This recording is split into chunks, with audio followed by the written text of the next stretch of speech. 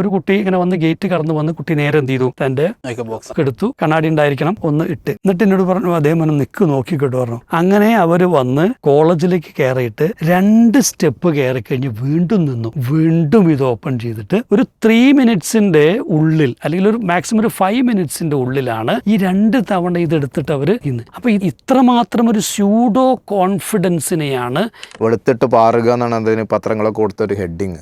അദ്ദേഹം കണ്ടെത്തിയ ഗുരുതരമായ പ്രശ്നമാണ്, കിഡ്നിയെയാണ് ബാധിക്കുന്നത്. നമ്മളുടെ നാട്ടിലുള്ള ആളുകൾ ഉപയോഗിക്കുന്നത് താങ്കൾ പറഞ്ഞ പോലെ തന്നെ വളരെ ലോ കോസ്റ്റ് ആയിട്ടുള്ള കോസ്മെറ്റിക് ഐറ്റംസ് ആയതുകൊണ്ട് തന്നെ ഇവർക്ക് അത് പണം അധികം ചെലവിടാനില്ല, എന്നാൽ ഈ പരസ്യങ്ങളുടെ കൂടെ ഓടുകയും വേണം. അതിൻ്റെ വലിയ ഗുരുതര സ്വന്തം ശരീരത്തെയും സ്വന്തം ജീവിതത്തെയും സ്വന്തം ആരോഗ്യത്തെയും ഗുരുതരമായ അവസ്ഥയിലേക്ക്. ലിപ്സ്റ്റിക്കുമായി ബന്ധപ്പെട്ട് നമ്മൾ പോയ വാരം കണ്ടു കഴിഞ്ഞതാണ്. നമ്മുടെ അത് നിയന്ത്രിക്കണവുമായി ബന്ധപ്പെട്ട് കുട്ടികളിൽ ലിപ്സ്റ്റിക് ഉപയോഗം, സ്കൂളുകളിൽ ലിപ്സ്റ്റിക് ഉപയോഗം അത് നിയന്ത്രിക്കാൻ വേണ്ട നിർദ്ദേശങ്ങൾ ഗവൺമെൻറ്റിൻ്റെ ഭാഗത്ത് നിന്ന് വന്നു കഴിഞ്ഞ്. യഥാർത്ഥത്തിൽ നമ്മളൊക്കെ ഒരുപാട് കാലങ്ങളായിട്ട് നമ്മുടെ ഹുതുബകളിലും മറ്റു പൊതുപ്രഭാഷണങ്ങളിലും ഒക്കെ സൂചിപ്പിക്കുന്ന കാര്യങ്ങളാണ് ഈ കോസ്മെറ്റിക്സിൻ്റെ ഉപയോഗം വരുത്തി വരുന്ന ഒന്ന് അതിൻ്റെ അനിസ്ലാമികതയും അതോടൊപ്പം ആരോഗ്യരംഗത്ത് വരുന്ന മാറ്റങ്ങളും പ്രതിസന്ധികളും പ്രയാസങ്ങളൊക്കെ നമ്മളൊക്കെ പല വേദികളിലും ചർച്ച ചെയ്തതാണ്. ഇപ്പോൾ ഏറ്റവും ലേറ്റസ്റ്റ് ആയിട്ട് കോസ്മെറ്റോ വിജിലൻസ് എന്ന് പറയുന്ന ഒരു ശാസ്ത്രശാഖ തന്നെ അതുമായി ബന്ധപ്പെട്ട് രൂപപ്പെടുകയും അതിലൊക്കെ ഒരുപാട് പഠനങ്ങൾ നടന്നിട്ട് ഇതിൻ്റെ അപകടങ്ങൾ വിളിച്ചോന്നുന്നുണ്ട്. ഈ താൽക്കാലിക കോൺഫിഡൻസിൻ്റെ പേരിലും മറ്റുമൊക്കെ സ്കൂൾ കുട്ടികളടക്കം ഇങ്ങനെ കോസ്മെറ്റിക്സിന് അടിമപ്പെടുമ്പോൾ ഇപ്പോൾ ലിപ്സ്റ്റിക്കുമായി ബന്ധപ്പെട്ട് വന്ന പ്രസ്താവനകൾ സ്വാഗതാർഹമാണ്. എന്താണ് സ്കൂളുകളിൽ ഈ ഒരു ലിപ്സ്റ്റിക്കിൻ്റെ ഉപയോഗവുമായി ബന്ധപ്പെട്ട് ഈ ഒരു പുതിയ കാഴ്ചപ്പാടിൽ അമിത് മാഷ് നമുക്ക് കൂട്ടിച്ചേർക്കാനുള്ളത്? ഞാൻ ഈ കോവിഡിൻ്റെ മുൻപ് ഒരിക്കൽ ഈ മോണ്ടിസോറി സ്കൂളുകൾ അതിൻ്റെ നന്നായി നടക്കുന്ന മോണ്ടിസോറി സ്കൂളുകൾ, അതിൻ്റെ ട്രെയിനിങ് സെൻറ്റേഴ്സ്, ഇതിനെക്കുറിച്ച് മനസ്സിലാക്കാനും പഠിക്കാൻ വേണ്ടി ഞാനൊരിക്കൽ ബാംഗ്ലൂരിൽ പോയി. അപ്പോൾ ഞാൻ കുറേ അങ്ങനത്തെ സെൻറ്റേഴ്സ് വിസിറ്റ് ചെയ്തിരുന്നു. അപ്പം അങ്ങനെ ഒരു വളരെ വെൽ റണ്ണിങ് ആയിട്ടുള്ള, എനിക്ക് തോന്നുന്നു 350 കുട്ടികളുണ്ട് അവിടെ. അങ്ങനത്തെ ഒരു സെൻറ്ററിൽ ഞാൻ പോയിട്ട് അതിൻ്റെ ഹെഡിനെ കണ്ട് സംസാരിക്കുന്നതാണ്. അപ്പോൾ ആ സമയത്ത് അവിടെ ഡിസ്പ്ലേ ബോർഡിൽ മീൻസ് അവിടെ എന്ത് ചെയ്യുന്നു, വലിയൊരു പോസ്റ്ററാണ്. അപ്പോൾ അവിടെ എൻ്റെ ഓർമ്മ ശരിയാണെങ്കിൽ അത് ഈ November 14th ബന്ധപ്പെട്ടാൽ തോന്നുന്നു, എനിക്ക് ഉറപ്പില്ല. എന്തായാലും ചിൽഡ്രൻസ് ഡേ ആയിട്ട് ബന്ധപ്പെട്ടോ മറ്റോ അവിടെ നടക്കാൻ പോകുന്നൊരു പ്രോഗ്രാമാണ്. അപ്പോൾ എന്താ വെച്ചാൽ റാമ്പ് വാക്കാണ്. എന്നിട്ട് അതിനകത്ത് ചെറിയ പെൺകുട്ടികൾ ആ രീതിയിൽ ഫാഷനബിൾ ഡ്രസ്സ് ചെയ്ത് ഒക്കെ ചുണ്ടൊക്കെ ചോപ്പിച്ച് ഇത് ചെയ്ത് നിൽക്കുന്ന ചിത്രം, അതിൻ്റെ ഒരു മറ്റേ ഇമേജാണ് ഇതിനകത്ത് കൊടുത്തിട്ടുള്ളത്. അപ്പം ഞാൻ കണ്ടപ്പോൾ നമ്മളുടെ ഒരു സെൻസ് വെച്ച് നമുക്ക് എന്താണ് വല്ലാണ്ട് ഫീൽ ചെയ്തു. ഞാൻ ചോദിച്ചപ്പോൾ ഇതിപ്പോൾ നിങ്ങൾ കണ്ടക്ട് ചെയ്യുന്നൊരു പ്രോഗ്രാമാണോ ചോദിച്ചു. അപ്പോൾ അവർ പറഞ്ഞു ഇവിടെ കണ്ടക്ട് ചെയ്യുന്നതാണ്, പക്ഷേ അത് സ്പോൺസർ ചെയ്യുന്നത് വലിയ ചില ഗ്രൂപ്പുകളാണ്. അവിടെയുള്ള ഇപ്പോൾ ഈ ഫാഷൻ ഇതുമായി ബന്ധപ്പെട്ട അല്ലെങ്കിൽ അങ്ങനത്തെ കോസ്മെറ്റിക് ഇതുമായിട്ട് ബന്ധപ്പെട്ട വലിയ ചില ഗ്രൂപ്പുകളാണ് ഇത് സ്പോൺസർ ചെയ്യുന്നത്. അപ്പോൾ ഈ പറയുന്നൊരു ചെറിയ 3, 4 അല്ലെങ്കിൽ 5 വയസ്സായ കുട്ടികൾക്കിടയിൽ ഇത്രയും പണം ചെലവഴിച്ച് ഇതുപോലൊരു പ്രോഗ്രാം കണ്ടക്ട് ചെയ്യുന്നതിൻ്റെ പിറകിലുള്ള ഒരു താല്പര്യം എന്താണെന്നുള്ളത് സാമാന്യ ബുദ്ധിയുള്ള ഒരാൾക്ക് വായിച്ചെടുക്കാൻ കഴിയാത്ത ഒന്നല്ല. ഇത് ഒരു കേവലം ചുണ്ട് ചോപ്പിക്കുന്ന വിഷയമല്ല എന്നുള്ളത് വളരെ വളരെ വ്യക്തമാണ്. ഞാൻ പറയുന്നത് വെച്ചാൽ ഇത് നടപ്പാക്കാൻ തന്നെ കഴിയുമോ എന്ന് എനിക്ക് സംശയമുണ്ട്. കാരണം വളരെ അപകടകരമായൊരു തീരുമാനമാണ് ഈ ശിശുക്ഷേമ സമിതിയാണെങ്കിലും അല്ലെങ്കിൽ സർക്കാരാണെങ്കിലും എടുക്കുന്നത്. കാരണം അത്രമേൽ മൃഗീയമായ മനുഷ്യത്വ വിരുദ്ധമായ ഒരു ഇൻഡസ്ട്രിയുടെ കൊങ്ങക്ക് പിടിക്കാറില്ലേ, അതിന് സമാനമായൊരു പ്രവൃത്തിയാണിത്. അതുകൊണ്ട് തന്നെ ഇത് എത്രമാത്രം മുന്നോട്ട് പോകും, വിജയിപ്പിക്കാൻ പറ്റും, അല്ലെങ്കിൽ അത് മറ്റേ തീരുമാനമെടുക്കുന്നവർക്ക് എത്രമാത്രം വലിയ പ്രതിസന്ധികളുണ്ടാകും എന്നുപോലും ഞാൻ എന്ത് ചെയ്യുന്നുണ്ട്, സംശയിക്കുന്നുണ്ട് ഞാൻ പറയുന്നത്. കാരണം അങ്ങനത്തെ ചരിത്രം ലോകത്ത് ഉള്ളതുകൊണ്ട് തന്നെ. ഇപ്പം കണക്കുകൾ പറയുന്നത് വെച്ചാൽ ഈ 2033 ആകുമ്പോഴേക്ക് ഏതാണ്ട് $16 ബില്യൺ ഇൻഡസ്ട്രിയാണ് ലിപ്സ്റ്റിക്ക് മാത്രം. ഇന്ത്യയിൽ മാത്രം അത് ആ സമയമാകുമ്പോഴേക്ക് 1 ബില്യൺ മുതൽ 1.3 ബില്യൺ വരെയുള്ള ഇൻഡസ്ട്രി ആയിട്ട് മാറും. 10% വളർച്ചാ നിരക്ക് ഓരോ വർഷവും കാണിക്കുന്നതാണ്. അപ്പോൾ ഇവിടെ ഇപ്പോൾ ഇന്ത്യ ആലോചിച്ച് നോക്കൂ. ഇന്ത്യയെ സംബന്ധിച്ചിടത്തോളം 65% യങ്സ്റ്റേഴ്സുള്ള ഒരു സമൂഹമാണ്. ഇവിടെ ഇത് വ്യാപിപ്പിക്കുക ഇതിലൂടെ അവർ കാണുന്ന വലിയൊരു മാർക്കറ്റ് ഷെയർ ഉണ്ട്. മാത്രമല്ല ഇത് കേവലം ഒരു ലിപ്സ്റ്റിക് അല്ല, ഇത് ഫാഷൻ ഇൻഡസ്ട്രിയുമായിട്ട്, മ്യൂസിക് ഇൻഡസ്ട്രിയുമായിട്ട്, കോസ്മെറ്റിക് ഇൻഡസ്ട്രിയുമായിട്ടുള്ള, പാർട്ടി കൾച്ചറുമായിട്ട് എല്ലാം അസോസിയേറ്റ് ചെയ്ത് അല്ലെങ്കിൽ ബന്ധപ്പെട്ട് കിടക്കുന്ന സാധനമാണ്. അപ്പോൾ ഇതൊരു എൻട്രിയാണ്, അല്ലെങ്കിൽ ഇതിനകത്തൂടെ ഒരു പുഷ് കൊടുക്കുകയാണ് ചെയ്യുന്നത്. പിന്നെ നമുക്കറിയാം ഇതിപ്പോൾ ഈ നേരത്തെ ഇതിനൊരു ഈ ദീർഘകാല ചരിത്രം ഉണ്ടെന്നാണ് പറയുന്നത്. എന്നുവെച്ചാൽ പണ്ട് കാലത്ത് ഈജിപ്തിലും ചൈനയിലും മെസപ്പൊട്ടോമിയൻ ഇതിനകത്തൊക്കെ ഈ ഫേസ് കളർ ചെയ്യുക, ചുണ്ട് ചെയ്യുക അതൊക്കെ ഉണ്ടായിരുന്നു. പക്ഷേ അവിടേക്ക് നമ്മൾ കണ്ടെച്ചാൽ ഇത് പരമാവധി നാച്ചുറലായിട്ടുള്ള ഈ കളറുകൾ സാധനം ഉപയോഗിച്ചിട്ടുണ്ട്. ഇത് ഈ നമ്മുടെ ഈ എലിസബത്ത് രാജ്ഞി ഇംഗ്ലണ്ടിൽ ഈ സാധനത്തെ ഈ റിനൈസൻസും ഈ റിവൈവലിസ്റ്റ് മൂവ്മെൻ്റ് ഉണ്ടാവുന്നുണ്ട്. ആ സമയത്താണിത് ഒരു അക്സെപ്റ്റൻസിലേക്ക് വരുന്നത്. കാരണം മിഡിൽ ഏജിൽ ക്രിസ്ത്യാനിറ്റി ഇതിനെ ഭയങ്കരമായിട്ട് എതിർത്തിട്ടുണ്ട്. അതിനെ മറ്റേ ഈ ചർച്ചുകളൊക്കെ ഇതിനോട് വിരുദ്ധമായിട്ടുള്ള സമീപനം എടുത്തിട്ടുണ്ട്. പക്ഷേ എലിസബത്ത് രാജ്ഞി വെള്ള വസ്ത്രം ധരിച്ച് ആ വെള്ള മറ്റേ സ്കിന്നിൽ ഇത് ചുവപ്പിച്ചുകൊണ്ട് വന്നിരുന്നത് അന്ന് ഭയങ്കരമായിട്ട് സെലിബ്രേറ്റ് ചെയ്യപ്പെട്ട കാര്യമാണ്. അതിനകത്തൂടെ ഇംഗ്ലണ്ടിലും പിന്നീട് യൂറോപ്യൻ രാജ്യങ്ങളിലൊക്കെ ഇതിൻ്റെ അക്സെപ്റ്റൻസ് കൊടുത്തു എന്നുള്ളത് സത്യമാണ്. എന്നാൽ ഗ്രീസിലൊക്കെ അത് ആദ്യകാലത്ത് എന്താ വെച്ചാൽ ഈ അഭിസാരികകളുടെ പ്രോസ്റ്റിറ്റ്യൂട്ട്സിൻ്റെ ഒരു പിന്നെ സിമ്പിളായിട്ടാണ് ഉണ്ടായിരുന്നത്. ഫ്രാൻസിൽ പോലും അതുണ്ടായിരുന്നു എന്നാണ് പറയുന്നത്. പാരീസിലൊക്കെ എന്ത് ചെയ്യും, തെരുവുകളിൽ താൻ അഭിസാരികയാണെന്ന് മനസ്സിലാക്കാൻ വേണ്ടിയിട്ട് പ്രത്യേകിച്ചും അവിടുത്തെ ഗ്രേറ്റ് ഡിച്ച് ഉണ്ടാവുന്ന സമയത്തൊക്കെ എന്താണ് സ്ത്രീകൾ അങ്ങനെയാണ് നിന്നിരുന്നത്. അപ്പോൾ ആ ഒരു ഇതിൽ നിന്ന് ഇതിനെ പിന്നീട് ശരിക്കും പറഞ്ഞാൽ മാറ്റും. ഒരു ഭാഗത്ത് 19-ാം നൂറ്റാണ്ട് പകുതി കഴിയുമ്പോഴാണ് ഇതിലൊരു ഇൻഡസ്ട്രിയലൈസേഷൻ വരുന്നത്, ഇൻഡസ്ട്രിയൽ പ്രൊഡക്ഷൻ വരുന്നത്. അതുവരെ ഇത് വീട്ടിലോ അല്ലെങ്കിൽ ചെറിയ തോതിലൊക്കെ മാത്രമാണ്. ഇത് വരുന്നതോടെ ഇതിൻ്റെ പ്രൊമോഷൻസ് വരികയാണ്. ഈ പ്രൊമോഷൻസ് നോക്കിയാൽ നമുക്ക് വളരെ കൃത്യമായിട്ടറിയാം ഫെമിനിസ്റ്റ് മൂവ്മെൻറ്റുകളും ഇതിൻ്റെ ഒരു സ്പ്രെഡും തമ്മിൽ വലിയ ബന്ധമുണ്ട്. ഈ സഫർഗറ്റീവ് മൂവ്മെൻറ്റ്സൊക്കെ വരുമ്പോൾ അവരിതിനെ ഒരു സ്ത്രീകളുടെ ഒരു ഫ്രീഡത്തിൻ്റെ ചിഹ്നമായിട്ട്, സെൽഫ് ഐഡൻറ്റിഫിക്കേഷൻ്റെ ഭാഗമായിട്ട്, കോൺഫിഡൻസ് ബിൽഡ് ചെയ്യുന്നതിൻ്റെ ഭാഗമായിട്ട് ഒക്കെ, അല്ലെങ്കിൽ അത്തരത്തിലൊക്കെ ഒരു ചിന്ത വ്യാപകമാക്കി ഇതിനെ സമൂഹത്തിൽ വ്യാപിപ്പിച്ചു എന്നുള്ളതാണ്. ശരിക്കും പറഞ്ഞാൽ നമുക്കവിടെ നോക്കിയാൽ തന്നെ അറിയാം ഇത്തരത്തിലുള്ള ഇൻഡസ്ട്രികൾ, ആ ഇൻഡസ്ട്രികളായിരിക്കാം ഒരുപക്ഷെ ഈ ഫെമിനിസ്റ്റ് മൂവ്മെൻറ്റുകളുടെ അല്ലെങ്കിൽ അത്തരത്തിലുള്ളതിൻ്റെ ഫണ്ട് ചെയ്തിട്ടുണ്ടാവും. അവർ ചിലപ്പോൾ പറഞ്ഞിട്ടുണ്ടാവില്ല, നമുക്കറിയില്ല. എന്തായാലും ഇതിനകത്തൂടെ വളരെ ഈ വ്യാപകമായി തന്നെ ഈ സാധനത്തെ സ്ത്രീകൾക്കിടയിൽ കൊണ്ടുപോകും. ഇതൊരു രസം എന്താ വെച്ചാൽ ഈ 2ാം ലോക മഹായുദ്ധം നടക്കുന്ന സമയത്ത് വിൻസ്റ്റൺ ചർച്ചിൽ ഇതിനെ ഭയങ്കരമായിട്ട് പ്രോത്സാഹിപ്പിച്ചു. കാരണം വെച്ചാൽ ഹിറ്റ്ലർ ഇതിനെതിരെ. അപ്പോൾ ഇവർ അതൊരു തരം പ്രൊട്ടസ്റ്റിൻ്റെ സ്വഭാവം അതിനുണ്ടായിരുന്നു എന്നാണ് എന്ത് ചെയ്യുന്നതെന്ന് പറയുന്നത്. അതൊക്കെ ഈ പറഞ്ഞ രീതിയിലുള്ള കൾമിനേഷൻസ് ആയിരിക്കും, നമുക്കറിയില്ല.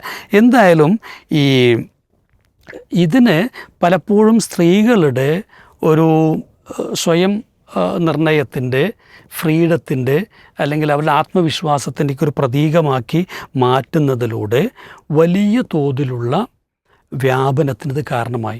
ഇപ്പോഴും എന്താ വെച്ചാൽ അവരുടെ ഹോപ്പ് എന്ന് പറയുന്നത്, ഇൻഡസ്ട്രിയുടെ ഹോപ്പ് എന്താണ്, യൂത്തിലേക്ക് ഇതിൽ എങ്ങനെ പെനിട്രേറ്റ് ചെയ്ത് പോകാം എന്നുള്ളതാണ്. അപ്പോൾ ഇവിടെ തന്നെയാണ് നമ്മൾ ഈ പറയുന്ന നമ്മുടെ ഈ കേരളത്തിൽ ഈ ശിശുക്ഷേമ സമിതി എടുക്കുന്ന ഒരു തീരുമാനത്തിൻ്റെ കാതലായിട്ടുള്ള ഗുണവശം എന്ന് പറയുന്നത്. ഇവിടെ ഇപ്പോൾ അത് അതിൻ്റെ ഹെൽത്ത് ഹസാർഡ്സ് വെച്ചുകൊണ്ടാണ് ഇത് പിന്നെ ചർച്ച ചെയ്യപ്പെട്ടുള്ളത്.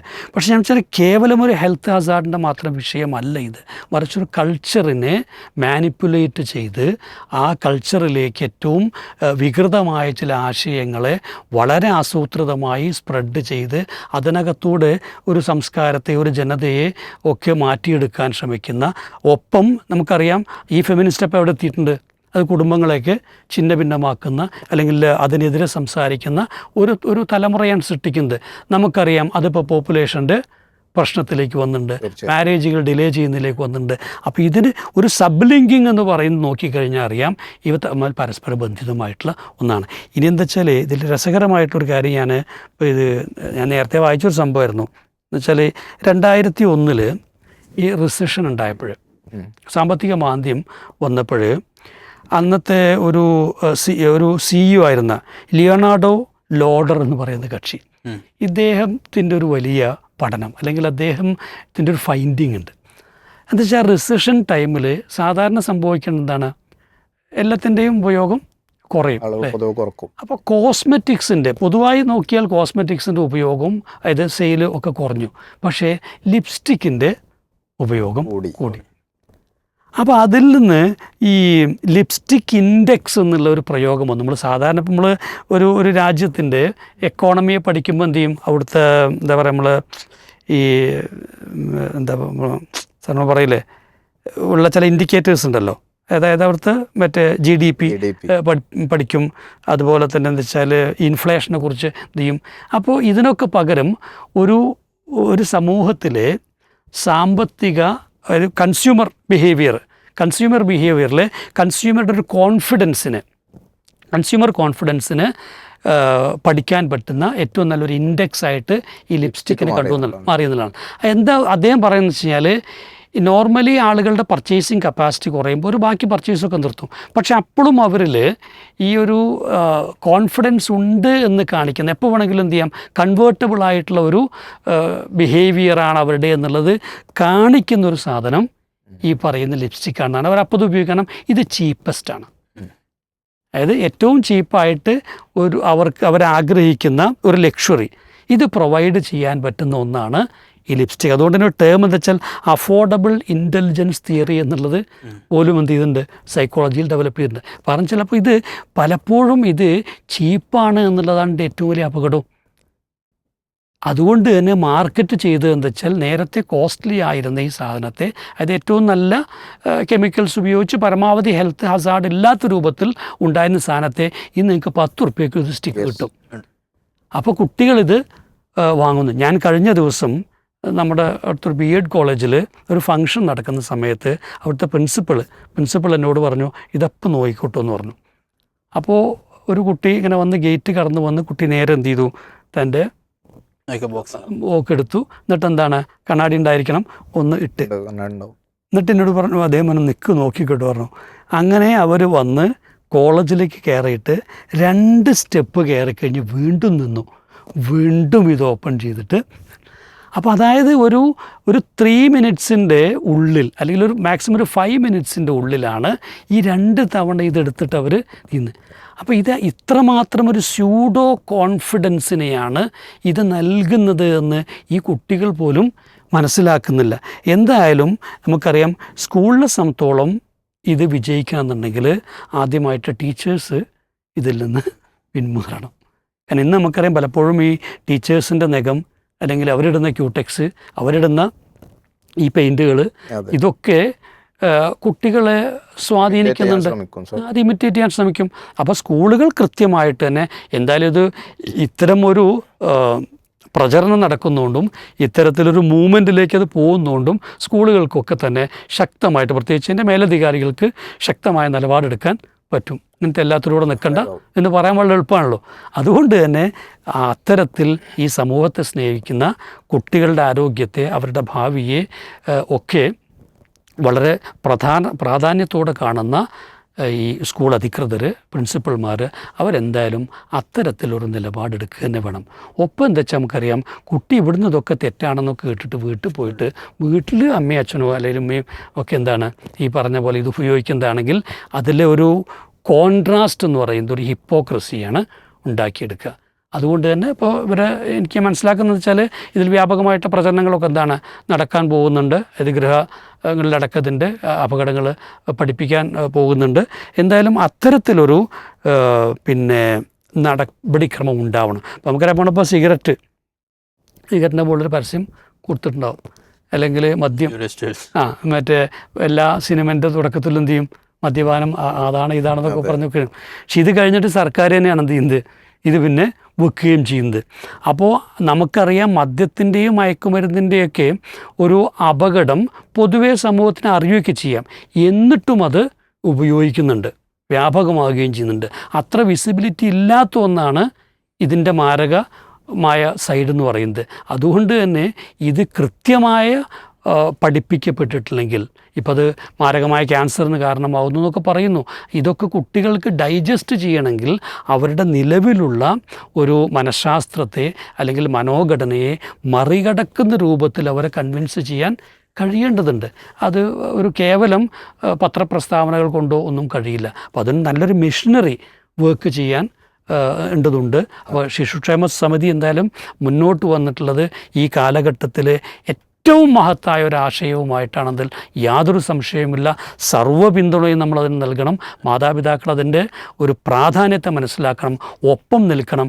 ഏതെല്ലാം രീതിയിലാണ് അതിനെ പ്രൊമോട്ട് ചെയ്യാനും ഇത്തരത്തിലുള്ളൊരു ട്രെൻഡിനെ, ഒരു സംസ്കാരത്തെ നമ്മുടെ സമൂഹത്തിൽ നിന്ന് എറാഡിക്കേറ്റ് ചെയ്യാൻ കഴിയുക, അതിനു വേണ്ട എല്ലാ പ്രവർത്തനങ്ങളിലും ഏർപ്പെടേണ്ടതുണ്ട്. നമ്മൾ മദ്യത്തിനെതിരെ, യുദ്ധത്തിനെതിരെ, മറ്റു ഡിസ്ക്രിമിനേഷൻസിനെതിരെയൊക്കെ നടത്തുന്ന വ്യാപക പ്രചരണങ്ങളോ ആ രീതിയിൽ കുട്ടികൾ തെരുവിലിറങ്ങിയിട്ട് ഇത് ജനങ്ങളെ പഠിപ്പിക്കുന്നൊരു സമയം വരണം. അത് കാണണമെന്നാണ് നമ്മളൊക്കെ ആഗ്രഹിക്കുന്നത്. മാഷ് പറഞ്ഞ പോലെ തന്നെ ശിശുക്ഷേമ സമിതിയിൽ ഇതിൻ്റെ പിന്നിൽ പ്രവർത്തിച്ച ആളുകളുണ്ടാവും. ഇതിൻ്റെ അപകടം മനസ്സിലാക്കി സമൂഹത്തിന് ഉതകുന്ന രൂപത്തിൽ ഇതിൻ്റെ നിർദ്ദേശങ്ങളിൽ യഥാർത്ഥത്തിൽ ഇവർ സ്കൂളുകളും മറ്റുമൊക്കെ കേന്ദ്രീകരിച്ച് പോകുന്നതിൻ്റെ ഒരു ഉദ്ദേശം എന്ന് പറഞ്ഞാൽ നമ്മളൊക്കെ മാർക്കറ്റിംഗ് പഠിപ്പിക്കണതാണ്. ഒരു മാർക്കറ്റ് 3000 കുട്ടികൾ, 2500 കുട്ടികൾ ഒരുമിച്ച് കിട്ടുക എന്നുള്ളത് ഏതൊരു മാർക്കറ്റിംഗ് എക്സിക്യൂട്ടീവിനെ സംബന്ധിച്ചിടത്തോളം വലിയ കാര്യമാണ്. അതുകൊണ്ട് തന്നെയാണ് സ്കൂളുകളിൽ കൂടുതൽ ആളുകളുള്ള സ്ഥലത്ത് ഇത് കൊണ്ടുപോയിട്ട് അവർ ലോഞ്ച് ചെയ്യാൻ ശ്രമിക്കണമെന്നില്ലാണ്. ഇപ്പോൾ നമ്മളൊക്കെ ചില സുഹൃത്തുക്കളൊക്കെ ഈ ഫീൽഡിൽ വർക്ക് ചെയ്യുന്നവരെന്ന് വെച്ചാൽ അവരും ചെയ്യും ആണുങ്ങൾ എന്തുകൊണ്ട് ഇത് ഉപയോഗിക്കണില്ല, എന്താണ് അതിന് പരിഹാരം എന്ന് R&D നടത്തിക്കൊണ്ടിരിക്കുന്നത്, റിസർച്ച് ആൻഡ് ഡെവലപ്മെൻറ്റിൽ ചെയ്തുകൊണ്ടിരിക്കുന്നുണ്ട്. അത് ആണുങ്ങൾക്ക് ഇത് പൊതുവെ താല്പര്യമില്ലല്ലോ. ഈ ആൺകുട്ടികളും അല്ലെങ്കിൽ പുരുഷന്മാരും കൂടി ഇത് ഉപയോഗിക്കുകയാണെന്നുണ്ടെങ്കിൽ ഇപ്പോഴത്തേതിനേക്കാളും മാർക്കറ്റ് ഒന്നും കൂടി പ്രൊഡക്ഷൻ കൂടാനും ബാക്കിയൊക്കെ പറ്റും. ഇങ്ങനെ ചെയ്തുകൊണ്ടിരിക്കുന്ന സമയത്ത് എടുത്തി വീണ രൂപത്തിലാണ് ശിശുക്ഷേമ സമിതിയുടെ ഈ നിലപാട് വന്നിട്ടുള്ളത്. പക്ഷേ ഇതിന് പിന്നോട്ട് പോകാൻ നേരത്തെ മാഷ് സൂചിപ്പിച്ച പോലെ ഇത് ടീച്ചർമാർ തന്നെ ചെയ്യുക, അല്ലെങ്കിൽ വീട്ടിൽ നിന്ന് കല്യാണത്തിന് പോകുമ്പോൾ മാത്രം ഉപയോഗിച്ചതിന് ആളുകൾ പിന്നെ സ്ഥിരം ഉപയോഗിക്കുന്ന അവസ്ഥയ്ക്ക് വരിക, ഇതൊരു വഷളത്തരാണെന്നുള്ളൊരു പൊതുബോധം വന്നു കിട്ടിയാൽ തന്നെ കുറേ ആളുകൾ ഇതിൽ നിന്ന് പിന്മാറാനുള്ള സാധ്യത ഉണ്ട്. എന്താണ് റാഫിക്ക് അതിന് കൂട്ടിച്ചേർക്കാനുള്ളത്? ഇതിനകത്ത് മാഷ് പറഞ്ഞതിനോട് ചേർത്ത് പറയാനുള്ള ഒരു കാര്യം, ഇതൊരു കമ്പോള വസ്തുവായി മാറ്റപ്പെടുന്നതിലൂടെയാണ് ഇതിന് പരസ്യങ്ങളുടെ ഒരാവശ്യം വരികയും ഇതിന് വ്യാപകമായ പ്രചാരണം കൊടുക്കുകയും ആളുകൾക്ക് ഇമ്പോസ് ചെയ്യുന്ന, ആളുകളത് നിർബന്ധിക്കുന്ന ഒരു സാഹചര്യം വരികയും ചെയ്തു വരുന്നത്. അതിനുവേണ്ടി ഈ കുത്തക കമ്പനികൾ ഉണ്ടാക്കിയിട്ടുള്ള, ലോകം അടിമപ്പെട്ടിട്ടുള്ള ഒരു പ്രശ്നം എന്താണെന്ന് ചോദിച്ചാൽ അവരൊരുപാട് സൗന്ദര്യ മാതൃകകൾ സൃഷ്ടിച്ചു എന്നുള്ളതാണ്. മനുഷ്യൻ എന്നതിനെ അവരൊരു പ്രത്യേക തലത്തിലേക്ക് മാറ്റുകയും, ഇപ്പോൾ വെളുത്ത നിറം ഉണ്ടാവുക, പ്രത്യേക മുഖഘടന ഉണ്ടാവുക, പ്രത്യേകമായ സ്ലിം ബ്യൂട്ടി എന്നൊക്കെ നമ്മൾ പറഞ്ഞ ശരീരഘടനയുള്ളവരാണ് കൂടുതൽ സൗന്ദര്യവാന്മാർ. അത് വെളിപ്പെടുത്തുന്ന രീതിയിൽ ആളുകളുടെ ശാരീരിക അംഗലാവണ്യങ്ങൾ കാണുന്ന രൂപത്തിലുള്ള വസ്ത്രധാരണങ്ങൾ ഉണ്ടാവും. ഇങ്ങനെയൊക്കെ ആകുമ്പോൾ ബ്യൂട്ടി കൺസെപ്റ്റ് വരികയുള്ളൂ. ഇങ്ങനെ അതാണ് ബ്യൂട്ടി കൺസെപ്റ്റ് എന്നൊരു സൗന്ദര്യം എന്ന നിലക്ക് അവർ ഇത് പ്രചരിപ്പിക്കുന്നൊരു സാഹചര്യം വന്നു. ഇതിൻ്റെ ഫലമായിട്ടുണ്ടായ സംഗതി എന്താ വെച്ചാൽ, ഒന്ന് പ്രാദേശികമായ ഓരോ മനുഷ്യർക്കുമുള്ള, അപ്പോൾ നമ്മളൊക്കെ ഒരു ദ്രവീഡിയൻ സംസ്കാരത്തിലുള്ള ആളുകളാണ്. നമ്മളുടെ മൂക്കും നമ്മളുടെ ശരീരഘടനയും നമ്മളുടെ നിറവും ഒക്കെ ആ ഒരു അർത്ഥത്തിലാണ്. മറ്റ് എത്നിക് ഗ്രൂപ്പുകളിൽ നിന്ന് വ്യത്യസ്തമാണെന്നുള്ളൊരു ബോധം തമിഴ്നാട്ടുകാർക്കും കേരളക്കാർക്കും കർണാടകക്കാർക്കൊക്കെ മുമ്പുണ്ടായിരുന്നു. എന്നാൽ ഇന്ന് എല്ലാവരും നേരത്തെ നമ്മൾ പറയുന്ന പോലെ കൊറിയക്കാരായി മാറാൻ ശ്രമിക്കുകയോ അല്ലെങ്കിൽ കശ്മീരികളായി മാറാൻ ശ്രമിക്കുകയോ അല്ലെങ്കിൽ ലോകത്ത് അവർ കാണുന്ന സൗന്ദര്യത്തിൻ്റെ വലിയ ഉദാഹരണങ്ങളായി പറയുന്ന ആളുകളായി മാറാൻ ശ്രമിക്കുകയോ ചെയ്താൽ അത് നമ്മൾ പണ്ട് നീലക്കുറുക്കൻ്റെ കഥ പറഞ്ഞ പോലുള്ള ഒരു സാഹചര്യത്തിലേക്കാണ് ആളുകൾ അവരുടെ അസ്തിത്വത്തിൽ നിന്ന് എവിടേക്കോ പോയിക്കൊണ്ടിരിക്കുന്ന സാഹചര്യമാണ്. ഇപ്പോൾ പ്രാദേശിക സൗന്ദര്യബോധം പുറകോട്ട് പോയി സ്വാഭാവികമായ ശരീരഘടനകളെക്കുറിച്ചുള്ള വലിയ അപകർഷതാ ബോധം കുട്ടികൾക്കിടയിലുണ്ടായി. എൻ്റെ മുഖം ശരിയല്ല എന്ന് ഇപ്പോൾ നമ്മളുടെ പല്ല് പോലും വലിയൊരു ഇൻഡസ്ട്രിയായി മാറിയിരിക്കുന്നതിൻ്റെ പിന്നിൽ യഥാർത്ഥത്തിൽ പല്ല് വേദനകളോ പല്ലിൻ്റെ പ്രയാസങ്ങളോ അല്ല, കൂടുതൽ അതിനെ അപ്പുറത്ത് ഡെൻ്റൽ കോസ്മെറ്റിക്സും മാക്സിലോ ഫേഷ്യൽ എന്നൊക്കെ പറയുന്ന കാര്യങ്ങളുമാണ്. അതേപോലെ തന്നെ ശരീരത്തിൻ്റെ നിറം അതിനടിസ്ഥാനമാക്കിയിട്ടുള്ള സമ്മർദ്ദങ്ങൾ ആളുകൾക്കിടയിൽ, കറുത്ത ആളുകൾ അല്ലെങ്കിൽ തൊലി അല്പം നിറം കുറയുമ്പോഴേക്കും ചെറുപ്പത്തിൽ തന്നെ കുട്ടികൾ അതിനെപ്പറ്റി ടെൻസ്ഡ് ആവുകയും മാതാപിതാക്കൾ അത് കവർ ചെയ്യാൻ വേണ്ടി എന്തെല്ലാം കാര്യങ്ങൾ അവർ ചെയ്തു കൊടുക്കുക എന്നുള്ളതിനെക്കുറിച്ച് ആശങ്കപ്പെടുകയും അവരുടെ ഒരു ആത്മവിശ്വാസം വർദ്ധിപ്പിക്കാൻ വേണ്ടി അവർ സ്വാഭാവികമായി സമ്മർദ്ദത്തിലാവുകയും ചെയ്യുന്ന സാഹചര്യം ഈ കമ്പോളം ഇവിടെ സൃഷ്ടിച്ചിട്ടുണ്ട് എന്നുള്ളതാണ്. നിങ്ങളിപ്പോഴുള്ളത് അത്ര ഒരു നല്ല ഒരു സാഹചര്യത്തിലല്ല എന്ന് തോന്നിപ്പിക്കുക, നിരന്തരം തോന്നിപ്പിക്കുക. നിങ്ങൾ കൂടുതൽ വെളുക്കണം എന്ന് തോന്നിപ്പിക്കുക, നിങ്ങൾ കൂടുതൽ മെലിഞ്ഞിരിക്കണം എന്ന് തോന്നിപ്പിക്കുക, നിങ്ങളുടെ ശരീരം എപ്പോഴും ചെറുപ്പമായി തോന്നണമെന്ന് തോന്നിപ്പിക്കുക. അപ്പോൾ ഈ അടുത്ത കാലത്ത് കൂടുതൽ ചെറുപ്പമാവാൻ വേണ്ടി ദീർഘമായ രീതിയിൽ ഡയറ്റിംഗ് എടുത്ത ഒരു വലിയ മോഡൽ മരിച്ചു പോകുന്ന സാഹചര്യം വരെ റിപ്പോർട്ട് ചെയ്യപ്പെടുന്ന സാഹചര്യങ്ങളുണ്ടായി. ഇങ്ങനെയുള്ള സന്ദേശങ്ങളാണ് ഈ പരസ്യങ്ങൾ നൽകുന്നത്. നമ്മൾ അവിടെ സ്വാഭാവികമായി ഇപ്പോൾ കേരളത്തെ സംബന്ധിച്ചിടത്തോളം ഇതിപ്പോൾ ഈ അടുത്ത കാലത്ത് നമ്മളുടെ മലപ്പുറത്ത് തന്നെയുള്ളൊരു ഡോക്ടർ കണ്ടെത്തിയ കുറച്ച് ഒരു ഫൈൻഡിങ്സ് വന്നിരുന്നു. കോട്ടക്കലുള്ള വെളുത്തിട്ട് പാറുക എന്നാണ് അതിന് പത്രങ്ങളൊക്കെ കൊടുത്തൊരു ഹെഡിങ്. അദ്ദേഹം കണ്ടെത്തിയ ഗുരുതരമായ പ്രശ്നമാണ്. കിഡ്നിയെയാണ് ബാധിക്കുന്നത്. നമ്മളുടെ നാട്ടിലുള്ള ആളുകൾ ഉപയോഗിക്കുന്നത് താങ്കൾ പറഞ്ഞ പോലെ തന്നെ വളരെ ലോ കോസ്റ്റ് ആയിട്ടുള്ള കോസ്മെറ്റിക് ഐറ്റംസ് ആയതുകൊണ്ട് തന്നെ ഇവർക്ക് അത് പണം അധികം ചിലവിടാനില്ല. എന്നാൽ ഈ പരസ്യങ്ങളുടെ കൂടെ ഓടുകയും വേണം. അതിൻ്റെ വലിയ ഗുരുതര സ്വന്തം ശരീരത്തെയും സ്വന്തം ജീവിതത്തെയും സ്വന്തം ആരോഗ്യത്തെയും ഗുരുതരമായ അവസ്ഥയിലേക്ക് നമ്മൾ ഈ കാണുന്ന നിരന്തരമായ വൃക്കരോഗങ്ങൾ ഭക്ഷണത്തിൻ്റെ ഭാഗത്തു നിന്ന് ഉണ്ടാവാം. പക്ഷേ ഇങ്ങനെ ഒരു വശം അത് കൂടുതൽ ആളുകളിലേക്ക് എത്തേണ്ട ഒരു സാഹചര്യം, അതല്ലെങ്കിൽ അതിനൊരു അനുകൂലമായ സാഹചര്യം നമുക്ക് ആരോഗ്യമാണ് ആളുകളെ ഒന്ന് ബോധവൽക്കരണത്തിന് വലിയൊരു കാരണമായി മാറുക. അതിലേക്ക് എത്തിക്കാൻ ഈ ശിശുസന്ധിയുടെ ഇത്തരം കാര്യങ്ങൾ സാധിക്കും എന്നുള്ളതാണ്. രണ്ടാമത്തെ നമ്മൾ ഈ സൗന്ദര്യത്തെക്കുറിച്ചുള്ള സങ്കല്പം ആളുകൾക്കിടയിൽ നമ്മൾ ഒന്നുകൂടി പുനർക്രമീകരിക്കുകയും അതിനെക്കുറിച്ച് കൂടുതൽ നമ്മൾ പുതിയ തലമുറയോട് അധ്യാപകരും സ്കൂളുകളും ഒക്കെ വീണ്ടും പറയുകയും നമ്മളുടേതായൊരു സംസ്കാരത്തിലേക്ക് തിരിച്ചുകൊണ്ട് അതിൽ മതപരമായ വശങ്ങളുണ്ടാകും. ആ നിലക്ക് പറയേണ്ട സ്ഥലത്ത് ആ നിലക്ക് പൊതുവായി പറയേണ്ടടുത്ത് പൊതുവായി പറയാം. ബുദ്ധി, കഴിവ്, സ്വഭാവം, സാമൂഹിക സംഭാവന ഇവയൊക്കെയാണ് യഥാർത്ഥത്തിൽ നമ്മൾക്കുണ്ടാവേണ്ട യഥാർത്ഥത്തിലുള്ള അസ്തിത്വം, ഐഡൻറ്റിറ്റി എന്നുള്ളത് നമുക്ക് പറഞ്ഞ് ബോധ്യപ്പെടുത്താൻ സാധിക്കും. പിന്നെ എങ്ങനെ നമുക്കിതിനൊരു പരിഹാരത്തിൻ്റെ ഒന്ന് രണ്ട് കാര്യങ്ങൾ കൂടി പറഞ്ഞാൽ, ഞാൻ പറഞ്ഞു പിന്നെ സൗന്ദര്യത്തെ പുനർനിർവചിക്കുക എന്നുള്ളതാണ് ഒന്ന്. രണ്ട്, പ്രാദേശികമായോ അല്ലെങ്കിൽ നമ്മൾക്കുള്ള ഐഡൻറ്റിറ്റിയെ അഭിമാനബോധമാക്കി മാറ്റുക എന്നുള്ളതാണ്. ഒരു മുസ്ലിം ഐഡൻറ്റിറ്റി എന്നുള്ളതാണ് ഇപ്പോൾ നമ്മൾ ഒരു വിസ്റ്റത്തിൻ്റെ ഒരു പ്ലാറ്റ്ഫോമിൽ നിന്ന് ഇതിനൊരു പരിഹാരം നിർദ്ദേശിക്കുമ്പോൾ ഒരു മുസ്ലിം ഐഡൻറ്റിറ്റി എങ്ങനെ കൂടുതൽ ഉയർത്തിക്കൊണ്ടുവരാം എന്നുള്ളത് നിരന്തരം നമ്മൾ പറഞ്ഞുകൊണ്ടിരിക്കുന്നത്. മുസ്ലിം കമ്മ്യൂണിറ്റിയോടാണ് നമ്മൾ പ്രാഥമികമായി സംവദിച്ചുകൊണ്ടിരിക്കുകയും ചെയ്യുന്നത്. അപ്പോൾ ആ നിലക്ക് തന്നെ മുസ്ലിം കമ്മ്യൂണിറ്റിയുടെ ഒരു ആത്മബോധം എന്നുള്ളത് അത് നമ്മളുടെ ഇസ്ലാമിക് ഐഡൻറ്റിറ്റി മുറുകെ പിടിച്ച് മുന്നോട്ട് പോവുക എന്നുള്ളതിലൂടെയാണ് നമുക്ക് ലഭിക്കുക എന്നുള്ളൊരു ആത്മബോധം നമ്മൾ വളർത്തുക എന്നുള്ളതാണ്. പൊതു സമൂഹം ശ്രദ്ധിക്കേണ്ടത് മാധ്യമ സാക്ഷരത ഇതിൽ വലിയൊരു ഘടകമാണ്. എന്ത് പരസ്യവും കൊടുത്ത് തങ്ങളുടെ ചാനൽ കൂടുതൽ ലാഭത്തിലേക്ക് കൊണ്ടുവരിക എന്നുള്ളതിനപ്പുറത്ത് അവിടെ ഒരു മീഡിയ ധാർമ്മികത രംഗത്ത് ഉണ്ടായിരിക്കണം. അതോടൊപ്പം തന്നെ അവർക്കും ഇത്തരം കാര്യങ്ങളുടെ വലിയ ബോധവൽക്കരണത്തിനുള്ള അവസരങ്ങൾ ഉണ്ടാക്കുക എന്നുള്ളത്. പലപ്പോഴും ആ ബോധവൽക്കരണങ്ങളൊക്കെ ഇപ്പോൾ ചില ചാനലുകളിലൊക്കെ നമ്മൾ കാണുന്ന ഡിബേറ്റുകളൊക്കെ നെഗറ്റീവ് ടെൻഡൻസി വർദ്ധിപ്പിക്കാൻ സഹായിക്കുന്ന, സ്വാഭാവികമായി അത് ഇൻഡസ്ട്രിക്ക് വേണ്ടി ആയിരിക്കും അവർ, പക്ഷേ അവിടെയൊക്കെ കുറച്ചെങ്കിലും നമുക്കൊരു ധാർമ്മിക ബോധമുള്ള ആളുകൾ അത്തരം കാര്യങ്ങളിലൂടെ ഇടപെടുക എന്നുള്ളതാണ്. മറ്റൊന്ന്, വിദ്യാഭ്യാസ സ്ഥാപനങ്ങൾ ഈ വിഷയത്തിൽ എവിടെയാണ് ഇപ്പോൾ ഈ ശിശുസന്ധിയുടെ വലിയ മാഷ് പറഞ്ഞതും അതാണ്. ഇപ്പോൾ നമുക്കൊരു അവസരം വന്നു കിട്ടിയിരിക്കുകയാണ്.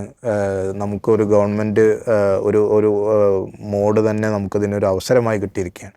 അപ്പോൾ അധ്യാപകർക്കിടയിലും രക്ഷിതാക്കൾക്കിടയിലും ഒരുപാട് ഇത്തരം ആശയങ്ങളുള്ള ആളുകളുണ്ട്. അവർക്ക് ഈ ഒരു സംവിധാനം വെച്ച് നമുക്ക് ശിശുസന്ധിയുടെ നിർദ്ദേശമുണ്ട് എന്ന ഒരു കാഴ്ചപ്പാട് മുന്നിൽ വെച്ചുകൊണ്ട് തന്നെ PTA വിളിച്ചു ചേർക്കാനും അതേപോലെ തന്നെ സ്കൂളിൽ ഒരു മോഡ് ഉണ്ടാക്കാൻ, ഒരു സിസ്റ്റം ഉണ്ടാക്കാനൊക്കെ ഒരു പരിധിവരെ സാധിക്കും.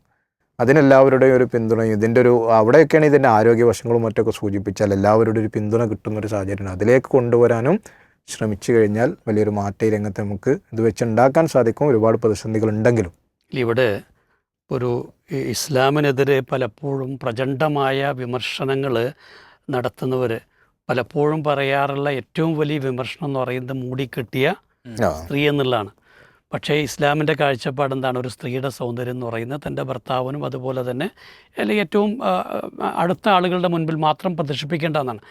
ഇവിടെ ഈ ഇൻഡസ്ട്രിയുടെ പൂർണ്ണമായ ഒരു പതനം അല്ലെങ്കിൽ അതിൻ്റെ ഒരു താല്പര്യങ്ങൾക്ക് വിരുദ്ധമാണ് ഇസ്ലാമിൻ്റെ ഈ കാഴ്ചപ്പാടെന്നുള്ളത് തന്നെയാണ്. സ്വാഭാവികമായും ഇസ്ലാമിലെ സ്ത്രീ എക്സ്പോസ് ചെയ്യപ്പെടുന്നില്ല.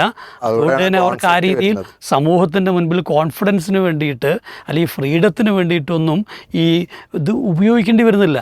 അപ്പോൾ ശരിക്കും പറഞ്ഞാൽ അല്പം ബുദ്ധിയുള്ളവർക്ക് മനസ്സിലാക്കാൻ പറ്റും എന്തുകൊണ്ടാണ് ഇസ്ലാമിലെ ഈ സ്ത്രീയുടെ കുറിച്ചുള്ള കാഴ്ചപ്പാട് പോലും ഇത്തരത്തിൽ ഈ പൊതുമണ്ഡലത്തിൽ വിമർശിക്കപ്പെടുന്നത് എന്നുള്ളത്.